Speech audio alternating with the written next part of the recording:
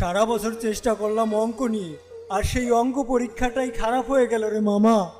আমি তো এমসিকিউ টাইটে গেছি। দূর, আর পরীক্ষায় দিব না। ভাবতেছি বাবা মাকেই কি জবাব দিব। সারা বছর পড়াশোনাই করো না, আর এখন চোখে কান্নার বন্যা। বাই দ্য ওয়ে, যারা সারা বছর করেছে পড়াশোনা, একটু খোঁজ নিয়ে দেখো, তাদের চোখেও কান্না। একটুর জন্য যদি হয়ে যায় প্লাস মিস, তাহলে হয়তো জীবনটাই শেষ, এমনটা মনে হচ্ছে। কিন্তু না, ইওর থিঙ্কিং ইজ রং। রিয়েলিটিতে আসো ব্রো। পরীক্ষা খারাপ হলে রেজাল্ট খারাপ হবে এমন বিষয় না। তোমাদের ছোট্ট করে একটা গল্প আবারও বলি। আমার একটা বন্ধু অঙ্ক পরীক্ষা দিয়ে বাসায় এসে এতটা কান্না করেছিল, বাবা মাকে জড়িয়ে ধরে বলেছিল, মা গো, তোমাদের ছেলে তোমার স্বপ্ন পূরণ করতে পারলো না, ক্ষমা করে দিও। তখন থেকেই সেই বন্ধুকে আমরা আমাদের কাছে রাখি, আর পরবর্তী পরীক্ষাগুলো দেওয়ার জন্য মোটিভেট করি।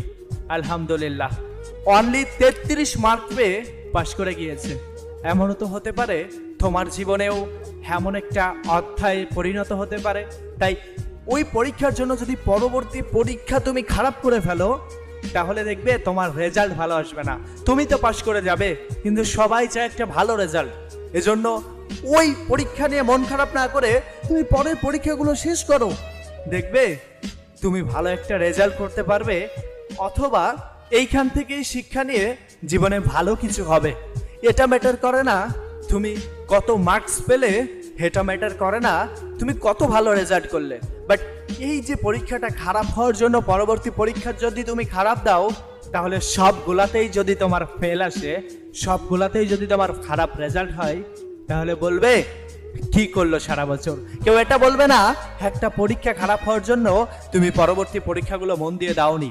কেউ একজন সারা বছর পড়াশোনা করেছে, পরীক্ষার আগে অসুস্থ হয়ে কিছু লিখতে পারেনি, ভালো রেজাল্ট করতে পারেনি। আবার কেউ একজন সারা বছর পড়েনি, পরীক্ষার আগে পড়েছে, ভালো রেজাল্ট করেছে।